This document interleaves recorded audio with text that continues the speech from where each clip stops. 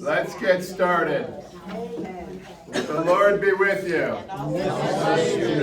The Lord be with you. And with thy spirit. Let us pray. Holy God, we give you thanks and praise for this day and for this gathering so that we might receive your wisdom and your grace and your love. And we ask, O Lord, all of this in your name, Father, Son, and Holy Spirit. Amen. Amen.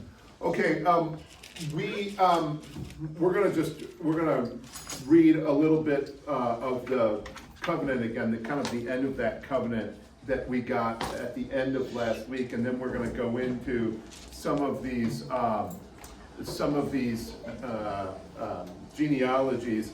And remember that we are reading some of this. We are reading this to understand the whole story of salvation history, especially what this means for Jesus, and we're going to see something in these genealogies that will be important to us. So just know that we're not going to stop and talk about every name in all the genealogies and what they mean. I'm just going to point out a few things because I think you will find some of that interesting. And, well, heck, I find it interesting. So there you go. So having said all of that, the most important thing is that with Noah, we get another covenant, right? And so we go from Adam's covenant and blessing, curse covenant. We go to Cain. Then we're going to pick up one with, come on, Robbie. We got a nice warm seat for you right over here. No, right here, right up front. If you like, you have to sit up front. Okay, so, and then of course, we've got Noah's covenant, and then we're going to have ultimately this leading into a covenant with Abraham, and that's going to be really the really profound covenant. But what we will see is that a lot of what Jesus is doing, especially in baptism, especially in resurrection, has to do with Noah and the covenant with Noah. So, having said that, Mimi over here, will you read 12, 9, 12 through 17? God said, "This is the sign of the covenant that I make between me and you and every living creature that is with you for all future generations. I have set my bow to the clouds, and it shall be a sign of the covenant between me and the earth.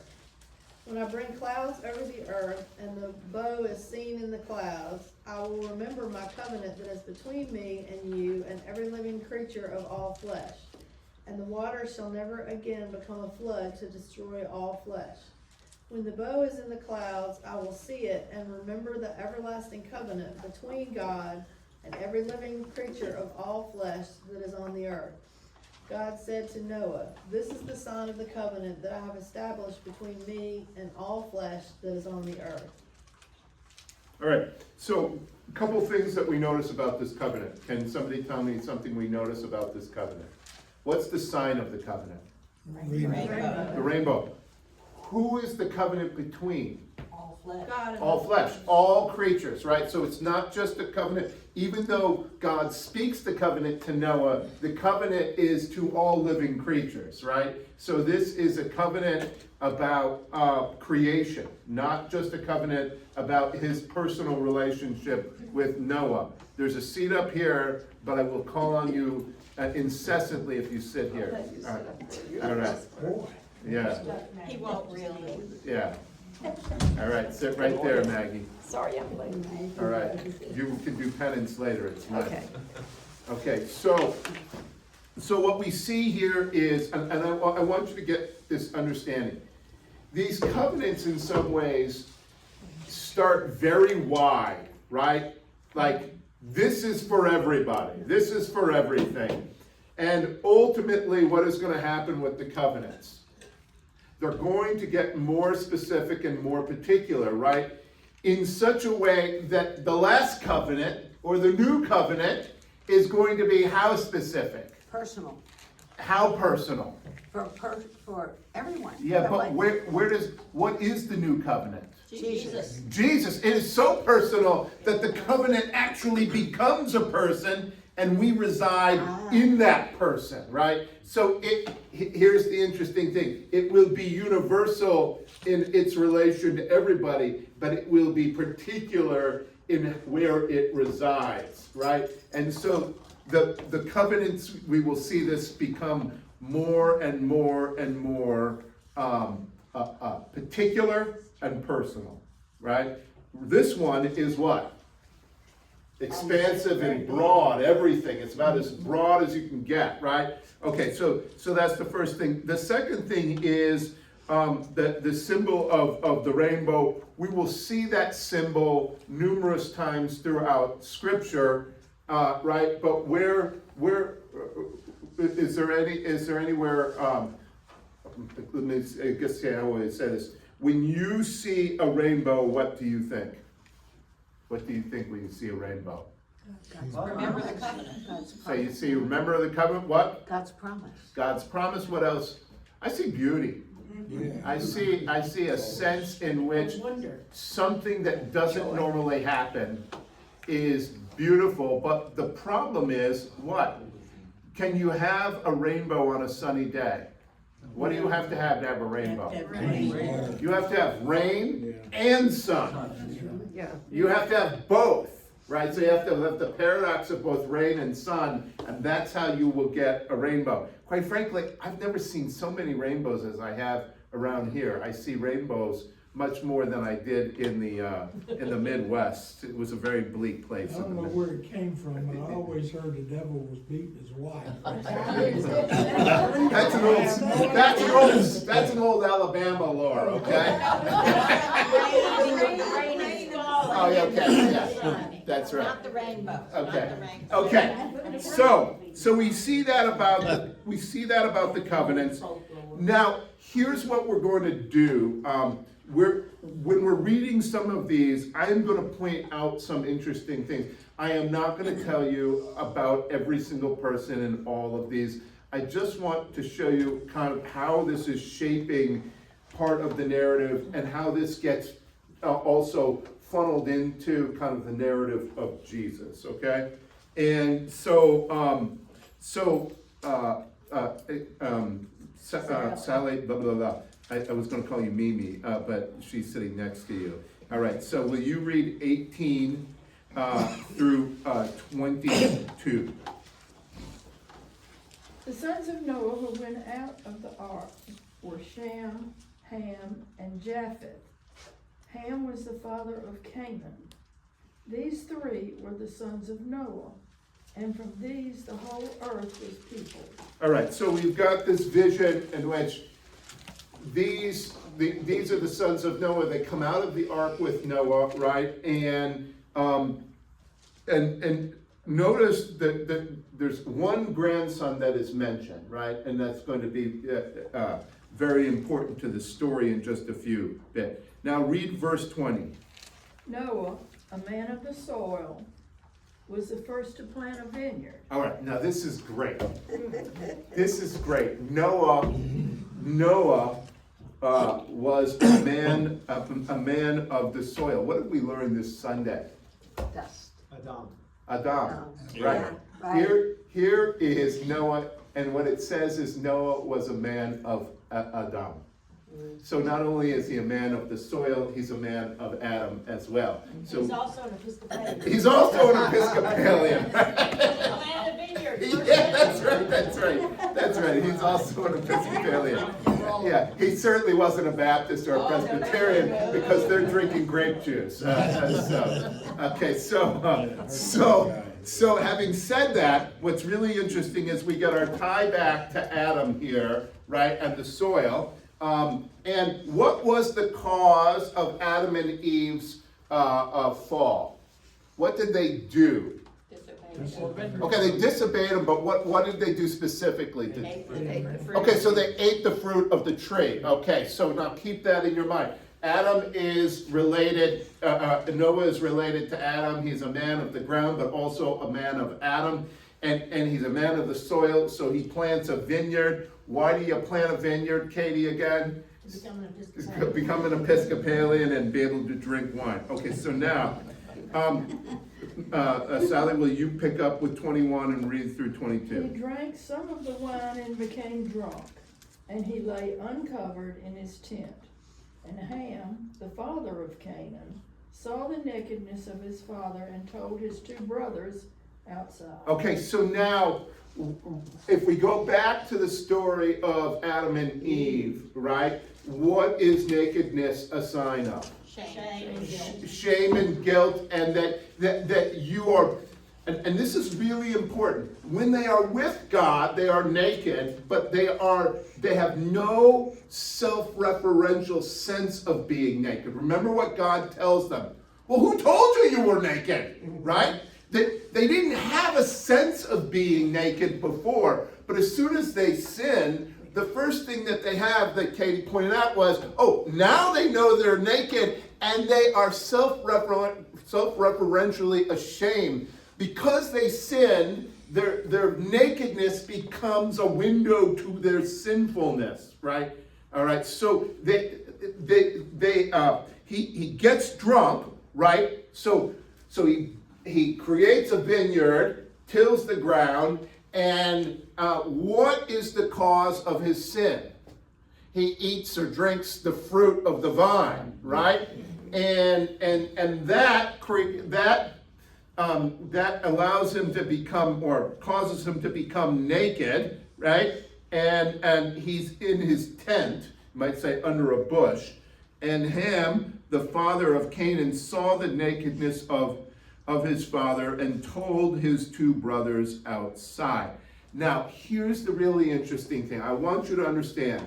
It's Ham that sees the brother, and it is Shem and Japheth that will go in and cover over Noah. But remember that, okay? Because right now you can kind of understand this as the story that is being created here is being created as, in some ways, a story about Israel's issues with their neighbors, okay? You will begin to see some of the story that's being told here in this genealogy as a story of why Israel is at odds with its neighbors, okay? So the genealogy is not just about certain guys being related to other guys. The genealogy will now begin to take on a problematic aspect of understanding Israel and its relationship with the people around it. Will, there's a seat right over here by Boyce. Come on over here. All right? Thank you. This is my good friend Will. He's our pastor up at son or grandson? he's up, okay, hold on. He's up at Saluda, Transfig and Saluda. Thank you. All right, so now, he's a grandson.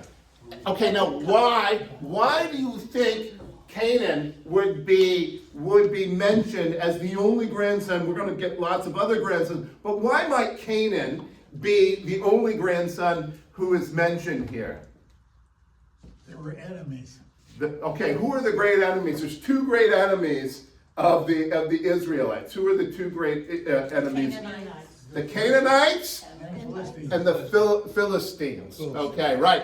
And This is before the Philistines said. yeah, but what? Guess what? The Philistines are going to enter stage left here in just a second. Okay, so the first person that they're going to be at odds with when they get into the land of the Promised Land is the people who are already there, the Canaanites, right? And so we're going to see something very interesting happen here. Okay, so Maggie, will you pick up with 23 and go to 23 and 24? Then Shem and Japheth took a garment, laid it on both their shoulders, and walked backward and covered the nakedness of their father. Their faces were turned away, and they did not see their father's nakedness. When Noah Keep going. When Noah awoke from his wine and knew what his youngest son had done to him, he said, Now wait, don't just hold it. Okay, so we have a really interesting issue with shame here. All right, so Noah is naked, right? And he has gotten drunk and he's naked. And so what we have here is we have an issue where his nakedness is not bad in and of itself. When does it become bad? When it's seen. When it's seen. When it's seen, exactly. Right. And what happens when Ham sees his father naked? He tells other people. He was gawking. What does he do? He tells other people. He tells other people. He could have just covered him up. He could have just covered him up Moved on. and just There moved are on. 12 people here at the time. Right, I yeah. mean, Okay, but it's astounding that it's such a big deal that Yeah. they're the only people there. yeah, but the point is that there is the shame of nakedness becomes shameful when it is seen by others, right? So like this morning, I was just getting out of the shower, and trust me, this won't be very revelatory, okay? All right. So I was getting out of the shower, and I get a phone call from Matt Aldridge. And you all know who Matt is. He's on the finance committee. He does a whole bunch of stuff here. And I said, "Oh, I can't get that. I'm naked." Right? It was a phone call. It wasn't we weren't doing a video chat. But I was like, well, you never know with these phones now. But I was like, I gotta get that later because I am naked, right? And who knows what he's gonna say, right? To the other 12 people, right? Okay, so now you see part of the issue is that the shame of nakedness is not that I'm naked in the shower. The shame of nakedness is in relation to other people, right? Yeah. And when we are naked, they can see in some ways through us, right? Mm-hmm. And they can see our sinfulness, all right? And so part of what we have here is it's not just that there is a sin by Noah, it's that in some ways the sin is made contagious almost through this nakedness, okay? And guess what? This is really, really, really, really important to understand. This way of seeing and understanding shame will be alive and well at the time of Jesus, right? We don't want to touch sick people. We don't want to have naked people around us. Certain people got to clothe themselves in certain ways. So this understanding of shame will be alive and well at the time of Jesus. And there will be you might say, a good aspect to put some clothes on. And there will be some pretty negative issues with kind of the contagion of sin, right? And Jesus kind of overcoming, you might say, the contagion of sin. So the people who were sitting, the blind people or the leprous people who were sitting on the side of the road, are they sitting at the road for health reasons? No, why are they sitting? Begging. But why are they on the side of the road? Because people could give them stuff without really having to get close. They're on the side of the road because nobody wants to participate in their shame. Right? No, it's not just a health. Yes, I don't want to get sick, but what I really don't want is to feel the shame. Remember the question that comes up in John 5 where the question is, well, who sinned? This man or his father or his grandfather or his great-grandfather? Of course, Jesus' answer is, well, nobody and everybody. Right? The blindness is related to sickness, but only in so much as all sickness is related to the mortality and the sin of Adam. But nobody sinned particularly for this man's blindness. It's just the way we exist right now. But you can see that the sense of shame, it will be something that Jesus has to overcome, right? And it's not just that we've got this issue and we move past it. This issue of shame and kind of the contagion of shame will be alive and well all the way up until the time of Jesus. And what I would say is it's alive and well right now, okay? So we're not that great. Okay, yes, Henry. Didn't you say that Shem and Japheth were being prudish. They were trying to be the opposite. I would say they were being prudent and prudish, okay, in the sense that they knew that to see their father in that way would alter their relationship with their father in such a way that they couldn't receive the things that their father needed to give them, right? And we In other will. words, they were materialistic, and a materialistic feeling. Well, what I'm going to say is it's not just a materialistic feeling. Okay, so hold on. Maggie, I want you to read 25 through 27. Okay. He said, "Cursed be Canaan, lowest of slaves shall he be to his brothers." He also said, "Blessed by the Lord my God be Shem, and let Canaan be his slave." May God make space for Japheth, and let him live in the tents of Shem, and let Canaan be his slave. All right. It's a little harsh. Yeah, it's really harsh, right? It's very, very, very harsh. Yes, Mimi, Mimi 1, Mimi 2, Mimi 1, Mimi 2, okay. That's I heard that Ham did wrong to his father. Well, the nakedness, he sees the nakedness of his father.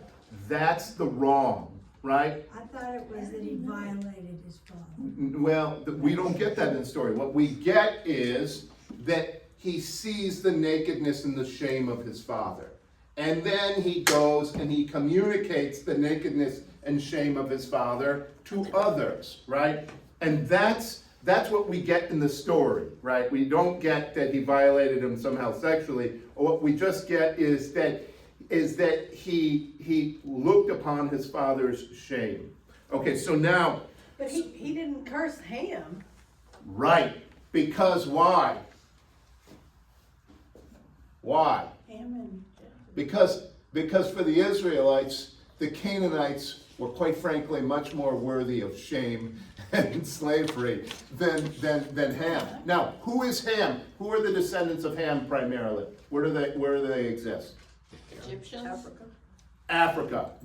It's the Nile Valley who are in this genealogy, except for basically one person, Canaan, who is living in what is Palestine, Israel today, right? So now we have the issue in which why Canaan? Well, I think because it served the Israelites' purposes a lot better than Ham. And so Ham is the father not just of Canaan, but of basically Egypt and Cush and Goshen and all of that. Now, But you know, yes, the other thing about this, at least I think it is, Ham didn't try to see his father naked. He just sort of stumbled on it. Okay. He was just there. So if it was anybody's fault, it was. well, and this is you're absolutely right. But let me ask you a question. Are all the sins that you have committed sins that you could have through willpower just avoided? Or do you sometimes bump into sin? Yeah. Yeah, right, okay, so tell me about that, right? Like, I'd love to tell you that if all of you had enough willpower, that you would not have any sin. But actually, the story of salvation says, no, that's not actually how it works, right? Yes, we'd love you to have willpower. We hope that you don't sin, but there will be an aspect of your humanity that will just bump into sin, right? And guess what? The place that you bump into sin the first is your family. Heck, these are your people, right? And they're going to mess up your capacity to navigate sin. It's just the way it is. Now, guess what? You're going to have to come back and eat dinner with them later tonight, even though they are meddlesome in your life, right? Okay, so now, the issue is not just that Ham could have avoided it.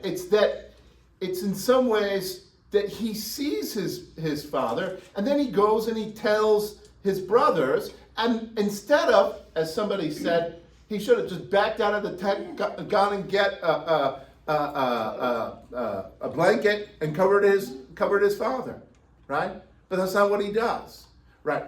Now, if you ask me all the ins and outs of why the Canaanites get such a bad rap here, I just think that you know, the Israelites kind of one of the reason why they were at odds with the Canaanites. Yes.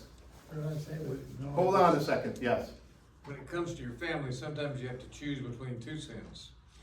So, Right. So tell me about that, Boyce. What are the choices? well, you can accept whatever lies they're telling you, or you can be disrespectful of your parents. So, Yeah. Well, and and that'd be one example. right. Or- You know, like here's another example. I don't always want to pick up the phone when my brothers call. Like I really don't, because I know that I'll wind up saying stupid stuff to them that I should never say. Better for me just to be silent, right? But then you know what I also know? Sometimes you gotta pick up the phone. They get on your last nerve. Right, exactly. So my point to you all is this, is that sometimes you choose sin, sometimes it just finds you. And part of the reason it finds you is because you're just human. Right, yeah. Would you say that the sin actually lay in Ham's going out and telling his brother? Well, that's part of it. Part of it is Noah drinking, part of it is Noah being naked, part of it is Ham seeing him, and part of it is Ham talking about it. Right? Like it's all of that. And then Noah made that pronouncement while he was having a hangover. Right. Now, cursed be Canaan, lowest of slaves shall be his brothers, shall he be to his brothers. He also said, blessed by the Lord, my God, be Shem. Who are the offspring of Shem? Arabs, Yeah. Jews, The Jews and some other people as well. Iraqis, Yes. Syrians. Well, Robert, Ham committed the sin, Yes. but Cain, his son's being punished, right? Mm-hmm. The only way I can figure it is, if somebody were to hurt you or to hurt Genevieve, you'd rather them hurt you. Right. Okay, so now this is really interesting, because remember in the ancient world, so we have this very post-Enlightenment view of human beings. I'm my own person, right? If I do something wrong, I go to jail. If I do something right, I get praised, right? But in the ancient world, it didn't work like that, right? Like, and quite frankly, up until about 100 years ago, it didn't work like that, right? You were responsible for bearing both the honor and the shame of your parents, your family, right? So this is something even my mother would say. What are people gonna think of us if you keep doing that? Right? Right? Has anybody's parent ever said something like that to them? Yeah. And Who are your people? yeah, exactly right. Of course, and that's part of the issue here is people are bearing both the shame and the honor of their family. In fact, you know, one of the problems that's hard for us, and I've talked about this in the gospel readings, is that men were supposed to bear honor, right? And women were supposed to bear shame. And the way they bore shame was they kept it invisible, right? So you say, like, when there's this, woman, do you have no shame, right?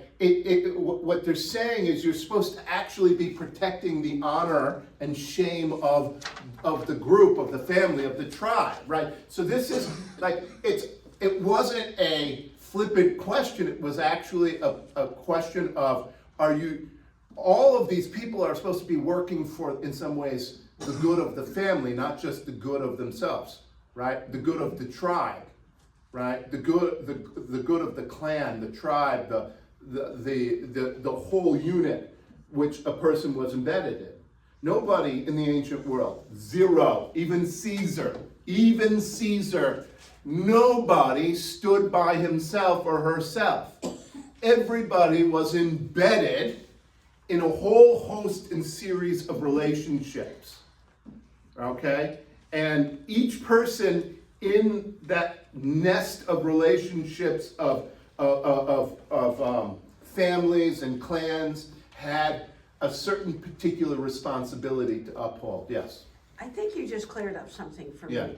Because in scripture, sometimes if somebody gets saved, they say, and his household. Well, of course, right, and this becomes the That- issue. yes. This becomes the issue with baptism, right? Yeah. Which is that the scripture basically says, well, okay, well, this guy got saved, and then like 45 other people did Yeah. as well, right? Because nobody Yeah. exists on their own. I've said this Yeah. time and time and time again. Where does the notion of believers' baptism come from? Well, it comes from the Enlightenment. That people could stand on their own. All right, now, I am a child of the Enlightenment. I am a son of the Enlightenment.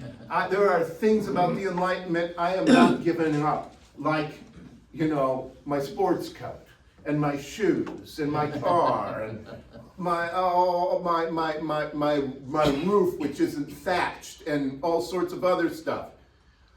But we have to understand that nobody in the stories in Scripture is just standing out there by themselves, right? They're all connected, and that is why what you're seeing here is a great fear that if somebody does something wrong, it's like you're taking chicken pox home to the family. Yeah.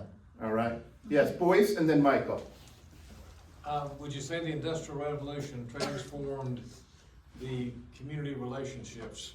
Because now people frequently left home to go to work in a factory and. Well, this is completely it, right? So this is part of the issue. When you take people out of their nest of relationships and you drop them in an autonomous city and you say, now go work at this machine over here for 12 hours a day, it radically creates questions of purpose and meaning and senselessness and all of that in ways that nobody had ever asked before. I like to say this, nobody before the Enlightenment ever had a crisis of meaning cutting grass. Nobody. In other words, doing very simple things was never a crisis in people's lives before the 20th century, or maybe the midpoint of the 19th century. It's only, like I always say, okay, I was told when I was growing up, Robert, you can be anything you want, right? And I was a fool, I actually believe that. So I was in my driveway shooting baskets until 12:30 at night thinking, one day I'll be a Chicago Bull. One day I'll play in the NBA, right? And here I am, 5'9" on a good day with good hair, and really bad knees and, all that, right? Got a better job. Right, got a better job, right? But the point is this, the meaning behind when somebody says you can be anything you want, right, is that your job will give you purpose and meaning, right? Yeah. Nobody ever thought about that more than like 150 years ago. People just thought, you know what? If I had a good day, I had a good day. We'll put one up to God. All right, now hold on, boys. Michael. Well, I see a sin in him starting gossip. Yeah, that's a big part of it, right? I don't see why a sin should be on him for an accident. So I'm wondering, how literal are we being, or is there metaphorical content underneath this? I think with all of the stuff in the Hebrew Bible, we really have to say, I believe every sentence in the Hebrew Bible has at least 3 or 4 different meanings that most of us are blind to, because everything has a double, triple, and quadruple meaning. As I pointed out with Noah being a man of the soil, right? He's a man of Adam. Yeah. Right? So, okay, all of these things, when I go and I read, the first thing ever I do when I read an Old Testament passage is I go and I look up the names of what do all these names mean? What do they all mean? Because I always say, if you don't know what the names of the people in the Old Testament story you're reading are, you don't understand the story. And then you go and you say, okay, now I need a map of the human body, and I need to understand what all of these what all the parts of the body mean to these people. And then I need a map of like, kind of, well, where are these people from? Okay, well, you can see how none of this is going to register to us today in a really overt sort of way. Okay, so now, I think the primary thing though is this. Understand a couple of things. Sin is contagious. It's contagious in ways that we ourselves would not understand it being contagious. And that shame and honor are at work here in ways that are different than we would understand how shame and honor work. And that blessings and curses matter, right? And where will we see these blessings and curses take place pretty shortly to follow in the story? Jacob. Oh, tell me about that one, Ron. Well, it's where one stole the other one's heritage. Right, so one steals the birthright and the blessing. And what's Jacob's name mean? What's the one who grasps with God. Well, Jacob means grasp at the heel, and Israel means to wrestle with God. Yeah, that's right. Okay. What's another blessing story? How about Joseph? At the very end of Genesis, he blesses all the sons of Jacob, and then Jacob blesses Joseph's two sons, and he does the same exact thing to Joseph's sons that Isaac did to Jacob and Esau. He mixes up their blessings. All right, now, the point is this: those blessings were not like the blessings I say. I go over to Maggie, I say, Holy God, we ask, O Lord, that you bless Maggie so she will be healthy and have a great day. Boom. That's not what we're talking about. We're talking that you now carry that blessing for the rest of your life, and that blessing now is transmitted through you to other people, right? Just like the curse is not just like, oh, well, screw you, Ed, okay? And now Ed goes, what was Robert so upset about today, right? Like, no, that's not what we're talking about. What we're talking about now is that is a curse that you now take with you and you transmit to other people. And so what, remember what happened to Cain? What did God do to Cain? Cain said, well, people are going to kill me, right? And Put a mark on him. And so he said, I'm going to put a mark on you, and people are just going to leave you alone, right? Like, Not in a good way. Not in a good way, right? So my point is this: when you read this, the blessings and the curses are not how we would think about blessings and curses. The blessings and curses are really profound. They become part of who that person is. And so certain people, the patriarchs, had the authority and the right to bless and curse people. Sorry. She's getting a blessing. All right. So now, Robert, yes. it wasn't really a matter of choice for the people in those primitive cultures. Yeah. They couldn't survive. Right. If they were ostracized. Right. So that was the ultimate punishment, was to ostracize people in one way or another. Right, so this is one of the things that I think is really difficult. We have this myth, and it's like a myth and it's a reality. It kind of is somewhere in between there, where we went out west, right? People just picked up their bags and went out west, and what was that process we called? We called it what? Manifest destiny, right? All right. Now, the first thing, though, people tried to do when they moved out west is what? Find a community. Like, you got to find a community. I mean, the whole notion of Mormonism is built on nobody can live in the desert by themselves. We're all going. You're going to need more than yourself if you're going to live on a salt lake, right? You're going to need a whole host of relationships, and like whatever I might think of Mormonism. Theologically, I've always said, you gotta hand it to them. They from the ground up, they built like literally every organization that humans would need: schools, hospitals, roads, everything. They built everything almost out of nothing but the real amazing thing is they recreated family bonds with strangers, right? And so people went out west, and there was this pioneer individualism, but the first thing that they did when they got there was, okay, now we gotta find community, right? Because as you all said, nobody lives alone, right? And not only does one not live alone for safety reasons, one doesn't live alone for emotional reasons, right? What's the worst thing you can do to somebody in prison? Isolation. Just throw them in a cell and forget about them, right? Okay, now let's continue down here. Okay, so Ed, I'm not gonna have you read because you don't have your glasses. Okay, so will you read, Francis, 28 and 29? Okay, we're on 7, 9, Nine. 28, 20. 28. Yeah. Okay, I think I have to turn the page.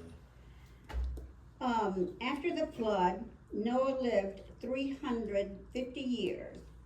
All the days of Noah were 950 years, and he died. All right.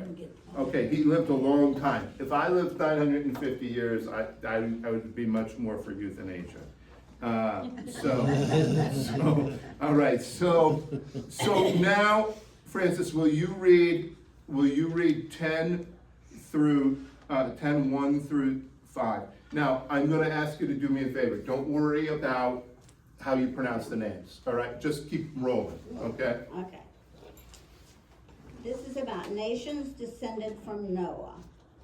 These are the descendants of Noah's son, Shem, Ham, Japheth. Children were born to them after the flood.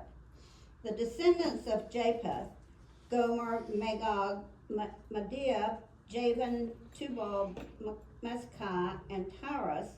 The descendants of Gomer, Rephath and Togarmah. The descendants of Javan, Elisha, Tarsha, Kittim, Rodam, and Rodam. From these the coastlands people spread. These are the descendants of Japheth, in their lands with their own language, by their families, in their nations. All right, who wants to do this reading this Sunday? Just stick, if you're brave, stick up your hand, all right? Who's reading this Sunday, all right? All right. Jonathan did a great job. Oh, he did, yes. He was wonderful. Yeah, and he did, and he followed, He does. yeah, he followed the go boldly and don't worry about it. Exactly. Right. Always the best. All right, so, okay, so we're gonna continue reading. You heard, these were the descendants of Jephthah. So you heard those. Now we're gonna go to the descendants of Ham. So, Ronnie, you got those. You got 6 through 14, all right? And same rules apply, all right? You just keep rolling, okay? No self-consciousness. The descendants of Ham, Cush, Egypt, Put, and Canaan. The descendants of Cush, Seba, Havilah, Sabbath, Ramallah, and Sabtaah. The descendants of Ramallah, Sheba, and Dedan. Cush became the father of Nimrod. He was the first on earth to become a mighty warrior. He was a mighty hunter before the Lord. Therefore it is said, like Nimrod, a mighty hunter before the Lord. The beginning of his kingdom was Babel. Erish and Akkad, all of them in the land of Shinar. From the land he went into Assyria and built Nineveh, Rehoboth, Calah, and risen between Nineveh and Calah. That is the great city. Egypt became the father of Ludan, Ammon, Lahabin, Tubal. All right, keep going. Don't worry about it. Persia, Beth Rushan, Kaslan, and Chaldonia from the Philistines came. All right, so here's yes. Oh. Can I assume these are all men? All right, yeah, they're all men. Now, here's something really interesting. Most of the people in the genealogies of Jesus are men, but not all. Not all of them are, all right? And so what we find out is women show up in the genealogies where there is an important story, right? And so we get these women who come into the story, but they come in not through genealogies, they come in primarily through story, okay? So now what's interesting here is we've got the descendants of Ham, Cush, Egypt, Put, and Canaan, the descendants of Cush. What I find really fascinating is when we get to 14, Pathrusim, Kazluhim, Caphtorim, from which the Philistines come. Now, where is Caphtorim? Caphtorim is Crete. It's Crete. Yeah, it's Crete. The island of Crete. And let me just say this. This is fantastic. Now, your dear brother Henry over there and I were having a conversation about the Sea People the other day.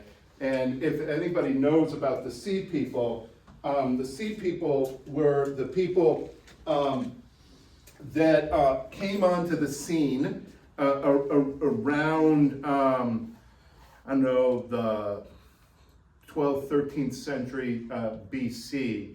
And they came on right at the end of the Bronze Age and kind of destabilized the world. And so there's this group of people coming from the Mediterranean down to Egypt and probably over to the Hittites and the Hattites, and they destabilize the world. They come and they settle. Ultimately, the Philistines settle in that part where it's Gaza, right? So you've got the Philistines and you've got the Canaanites, and they're kind of overlapping in that area that's Palestine, Israel.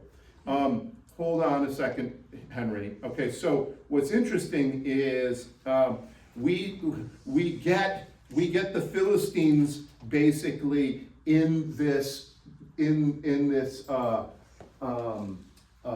genealogy. The genealogy ends with another one of the enemies of the Israelites. Okay, and I think it's really interesting that that Ham is not only the father of Canaan, but ultimately becomes, in this genealogy, the progenitor also of the Philistines. And so all of the enemies of Israel become kind of children of Ham. Okay? So there's two Canaans. Okay, what? There's two Canaans? Well, actually there are two Canaans, but the Canaan that we're talking about right now is just the Canaan, Noah's son. Noah's grandson, not son, but grandson. Grandson. Yeah. Right.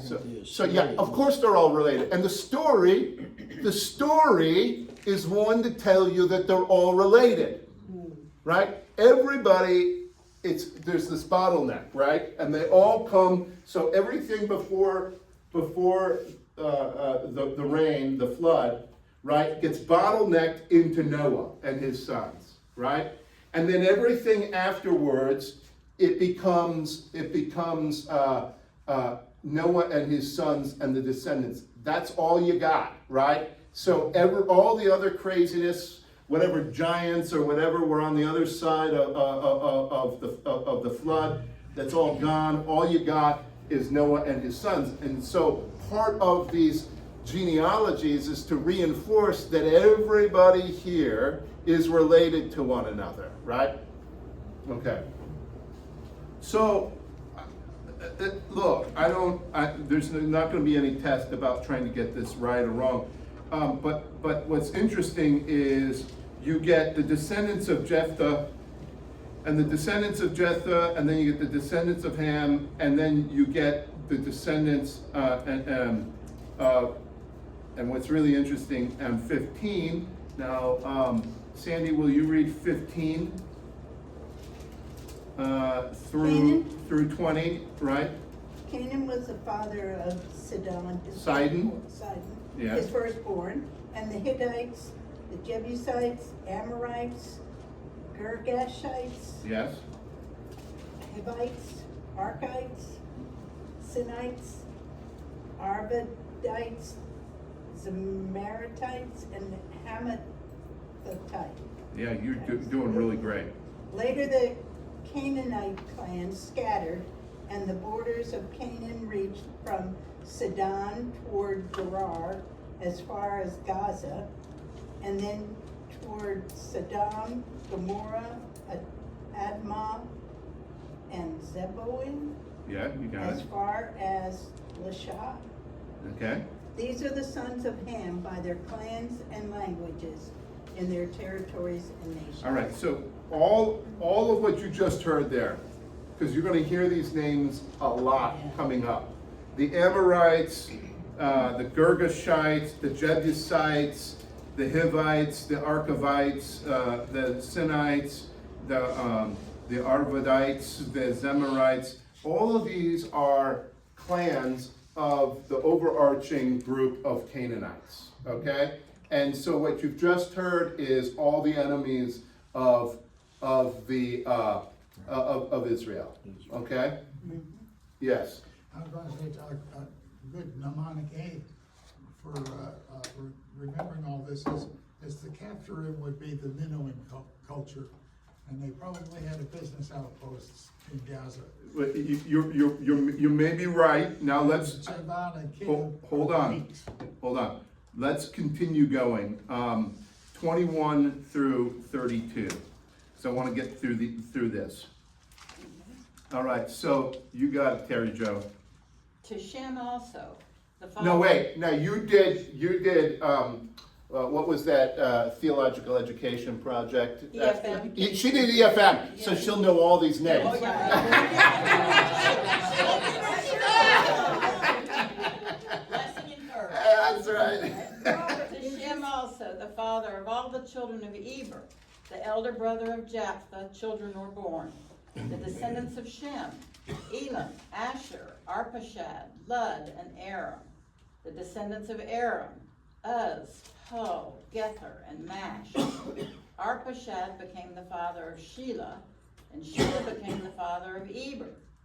To Eber were born two sons.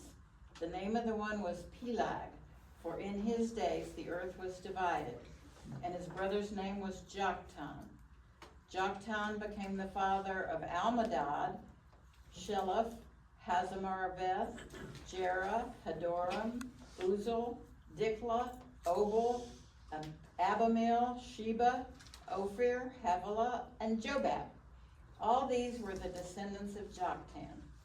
The territory in which they lived extended from Mesha in the direction of Sephar, the hill country of the east.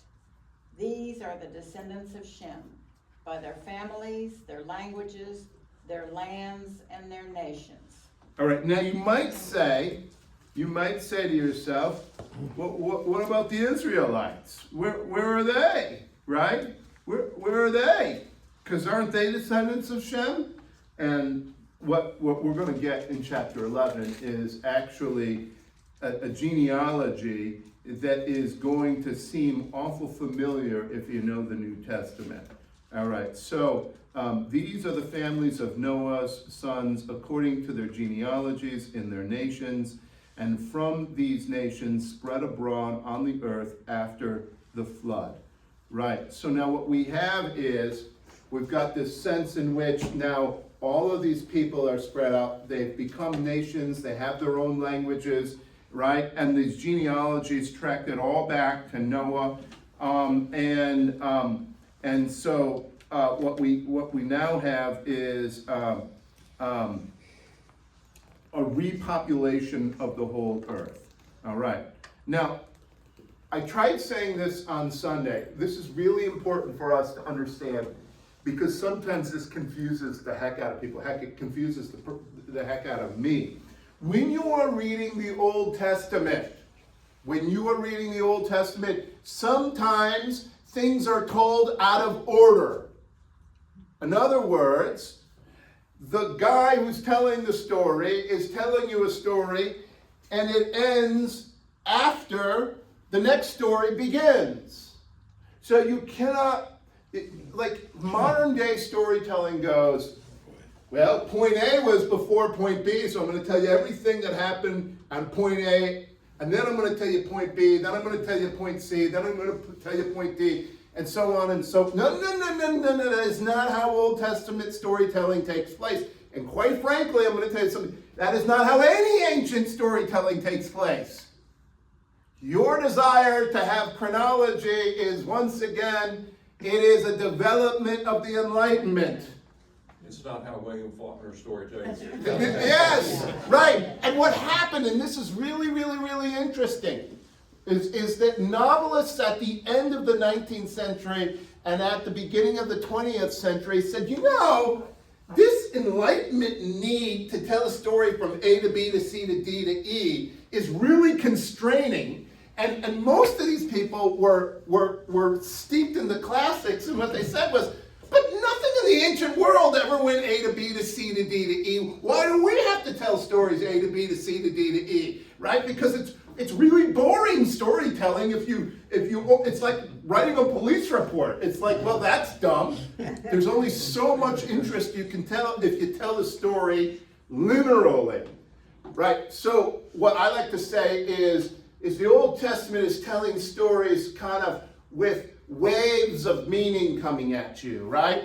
And one wave bleeds into another wave, bleeds into another wave, bleeds into another wave, and soon you have a choppy ocean that is really interesting, right? How many of you could stand at the shore of the ocean, just look at it for hours? Right? Right, I could, right? Especially if I had a rum runner. And I really don't. So like, okay, so the point is, we're going to get, what makes these genealogies hard is we think that the genealogies are telling us linear stories, but they're not telling us linear stories. They're actually telling us a confusing, messy story in which we're going backwards and forwards and backwards and forwards, and we're connecting people. And so that's why, like, one of the problems that we have with the Old Testament is that it tells us stories in ways that we are not familiar with. And it tells us stories with names that we're not familiar with, and names that we don't understand what those names actually mean, right? And part of what we're trying to do is understand, one, what is part of this storytelling going on? Two, how is Jesus using this storytelling? Three, how were the Jews using this storytelling? And what in some ways is the corrective understanding of the storytelling that Jesus is applying to what's already available to him in his culture at his time? And one of those things is this. We talked about blessing and curses, right? And what Jesus is going to say is this, is that ultimately no curse, being outside of God's love, no curse is as powerful as God's blessing, right? That redemption and love are more powerful than curses and hate, right? And yet, here's the problem. The Old Testament stories are so powerful and so intriguing and so interesting that it's easy to misapprehend in these stories what's actually happening. And it's really easy to get hooked on, oh, well, curses are more powerful than blessings, right? Or demons are more powerful than God, right? It's really easy to misapprehend what the story is. Like, here's another big misapprehension. Well, these laws, they just fell out of the sky. They have no narrative meaning to them. So we we just got to follow them blindly. And Jesus would say, no, actually, then these laws came in a narrative telling of a story. And if you don't understand what the narrative of the story is, you don't understand why these rules are important and what these rules are doing, right? And so when he says, what are the two great laws? What are they, Sally? Love. Love your neighbor, love God with all your heart, all your mind, love your neighbor. Neighbor as yourself, right. Well, what he's really saying is the whole reason you were given these laws is because God loves you. And that God desires you love your neighbor. Because if you loved your neighbor, you would be actually like God. Right? In other words, the law was given to you out of love. Not out of hate, not out of spite, not out of fear. Control. Not out of control. It was given out of love. But if you don't know the narrative, well, you're going to misunderstand what is actually happening here. Yeah. All right. We are at that time. Questions? Yes, and then you. When Betty was in the hospital in Colombia, the orderly had just served a few years before in the Middle East. Yeah. And he was deeply disturbed by the amount of hate that he said could not be overcome. That it was almost impossible for the American troops in places like Iraq and Kuwait to deal with the people, because their entire society, from his point of view, was built on hate, and therefore it was almost impossible to really make progress. He said that he would try talking to people. Don't you want your children to live a better life? Don't you want to work together to try to build a better world? And they'd say, well, maybe after I get rid of these people. Yeah. Well, no, and let me tell you something. I say this all the time. The way any cultures work, there's a whole bunch of stuff that culture relies on, right? So, you know, whatever you might think of the neocons project that was kicked off about 25 years ago, 20 years ago, the fact that what they didn't realize was that culture was stronger than just bringing people shiny ideas, right? Like, that there was a whole history of culture that democracies depended on. In other words, you couldn't just say, well, you know, like, what I loved was like the whole idea. What was that guy? He was the Afghan guy that we relied on. Karzai, Hamid Karzai. Well, Hamid Karzai he'd been to Yale, and been to Cambridge, and been to Harvard, and he wore a silk hat, and he was versed in all of this great literature, and he tried to have the Loya Jirga, which was the group of warlords, come together and like recite poetry about democracy, and they're like we're just gonna cut your head off. and by the way, we've got a field full of poppies that's worth about $1 billion, right? Like, and so the problem was, we sent the guy in there with like classical poetry to kind of tame warlords who didn't care about any of that stuff, right? So like the point is this, like these cultural points are really complicated, they're very sticky, and like the idea that you're going to go somewhere else and you want to tell other people what they should have, it's just like the greatest conceit in the world. I remember I went to Greece this was like now 30 years ago, and I was there for about a year, and the first month was bewildering. Because like I was so used to like Monday through Friday, everything's open 9 to 5. Your restaurants are open from like 4:30 to like 9, and then you have to go to bed, or you can go to a bar, and then that's it. But there's like like shirt stores are open on Monday from 9:30 to 10:45, but pants stores, which are on the other side of town, are only open from 11 to 11:45 on Tuesdays, but on Thursdays they're open up. And I was like, how could anybody keep straight when all these stores are open, right? And then somebody came in and said, I've got this great idea. I kid you not. I have this great idea. I was in America. This rich Greek fellow, and he said they have these things called malls. Yeah. Right? And he said all the stores are in the mall, and they all have the same hours, and you know, the mall opens in the morning, closes in the evening, and that's that. And you wanna know what everybody said? Why?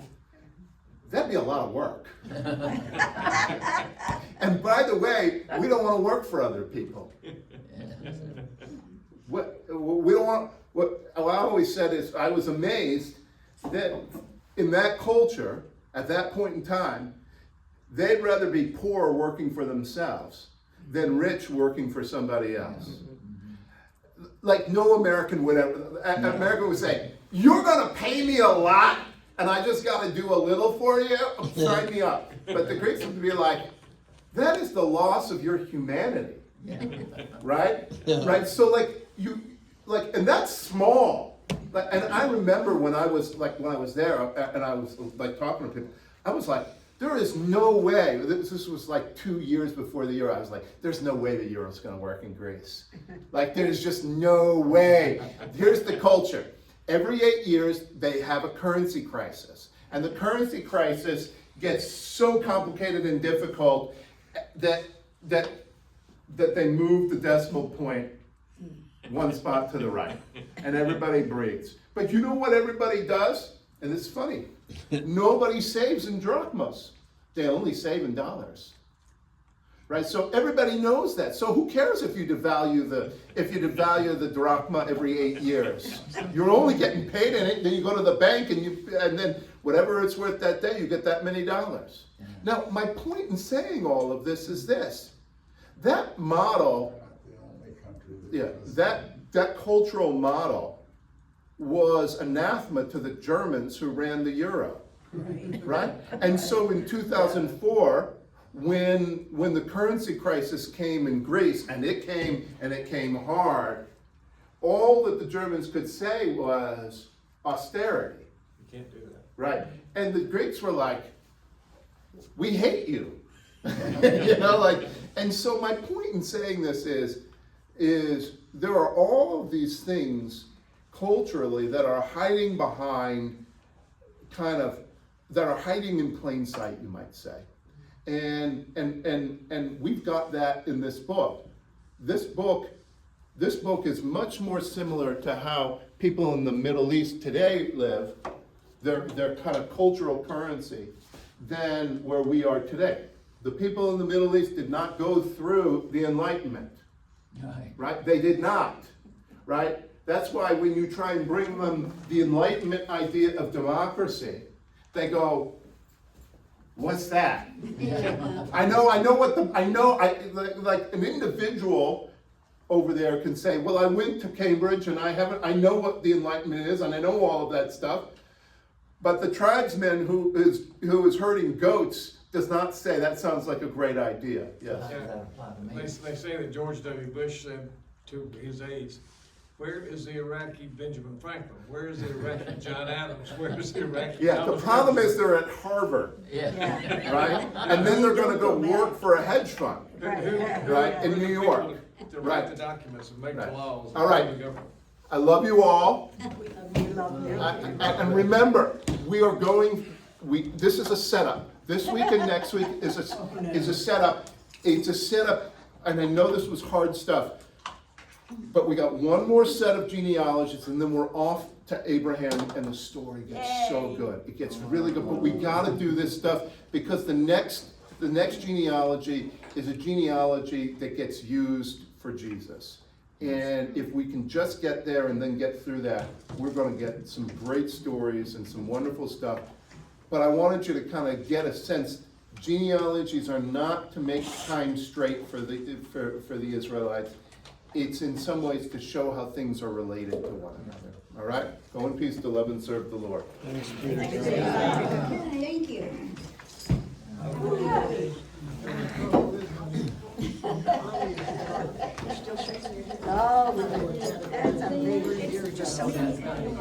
Oh, that's right. Yeah. No, I know. A&P, Atlantic and Pacific. Yeah, you too.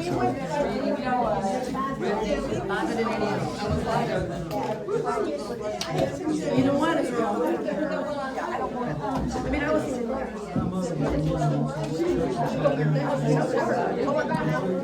Yeah, that's an interesting. Oh, yeah, I heard him talk about this book, Ross, yeah, I heard him talk about an hour and a half on it. Oh, really? Okay. I haven't read it, I haven't heard it. But I like the thought.